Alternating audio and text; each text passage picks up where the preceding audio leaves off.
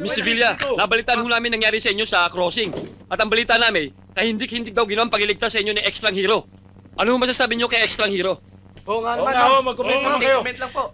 Hanggang ngayon, hindi ko pa kilala ang tunay na pagkatao ni Extrang Hero, pero kung sino man siya, nagpapasalamat ako sa tulong na ginawa niya sa akin. Miss Sevilla, siguro lihim siyang tagahanga kaya gano'n na lang kanyang pag-aalala sa inyong kaligtasan. Sana nga, tama ka. Ibig niyo sabihin, humahanga kayo sa kanya? Di ba?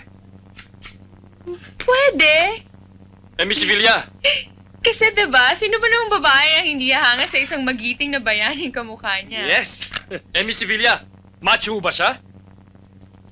Mabait siya. Matangkad ho ba siya? Napakabait niya. Guwapo ho ba siya?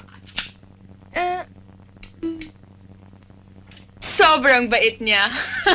Miss Sevilla, maiba ho tayo ng usapan. Sino ang tao may pakana ng disgrasyang nangyayari sa inyo?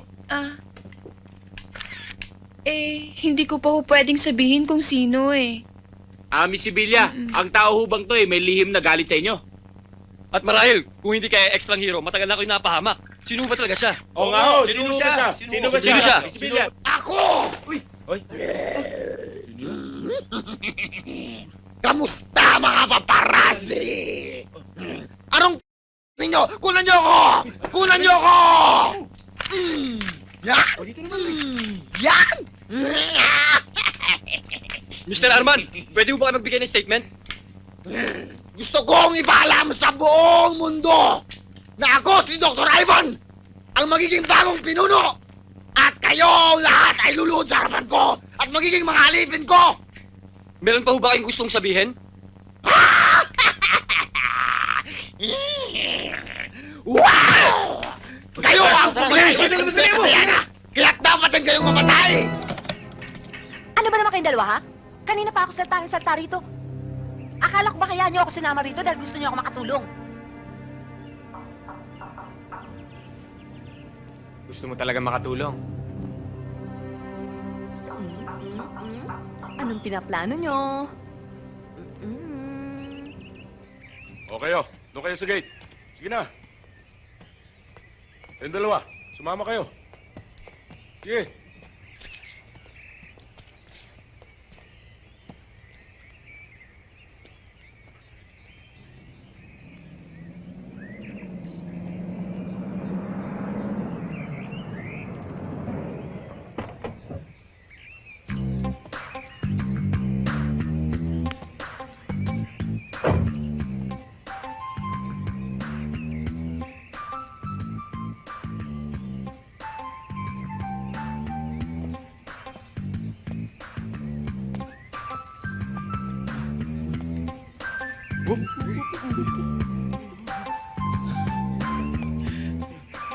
Ayan pa. Hoy, igalang nyo naman ang suit nyo. Parang ngayon lang kayo nakakita ng babae, mami. Kotse ko kailangan ng tulak. Hindi ho ito. Sorry, akala ko kasi... Sir, ba't ho ganito tong kotse ko? Ha? Pag tumatakbo. Oh, alis na! Kayo! Ano ba ginagawa nyo? May tools ka? Sa palagay ko, hindi na ako kailangan ng tools. Kayang-kaya niyo na yan. Ako bahala. Titignan ko. Sige ho.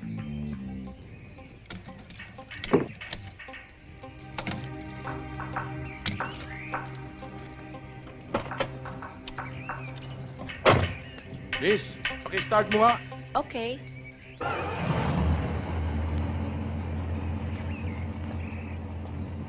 Wala namang diferensya.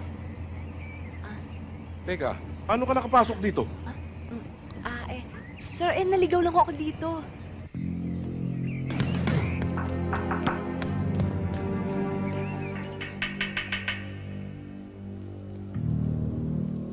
Walang tao. May tao. Wala nga eh. Asan? Ayun o. May tao. May tao.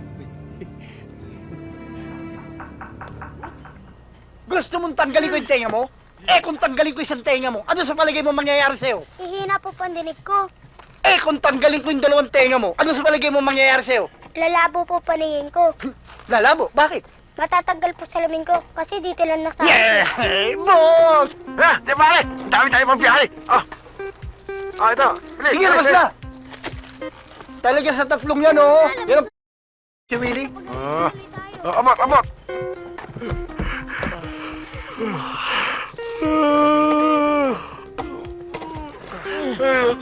Tapos na. Ito. Labas sa bangko, ha. Ito, deposit, ha. Deposit ko? Oh, deposit. Trabaho na tayo.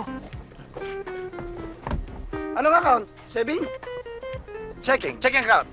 Checking.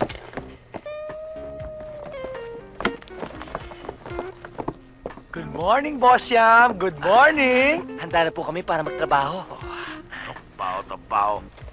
Kanina umaga pa kami dito, ha. Lahat ng calendar boys, alis na, ha. Di ba kayo sabi kayo gising aga? Eh, madaling araw pa lang po. Gising na kami. Gising. Oo naman. Hindi lang kami bumabangon. Bakit di kayo bangon? Anong bakit? Kailangan bang bumangon kapag gumising? Wow! Di ba? Dapat ganun? Eh, kayo naman pala may kasalanan eh. Boss Yam, kasalanan nyo. Hindi nyo nilinaw. Ang akala namin, paggising lang, gising lang. sorry. Ay, kalimutan kayo. Bago lang eh. Hindi tayo nakaintindihan eh. Ganito. Sa susunod, gising, bangon, baba, trabaho. Okay, kaya tanggal ka lamang sa bakal. Eh, Boss Yam, baka pwedeng ganito.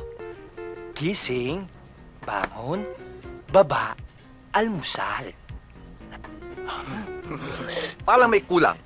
Pahinga, busog eh. Yes, ka lamang!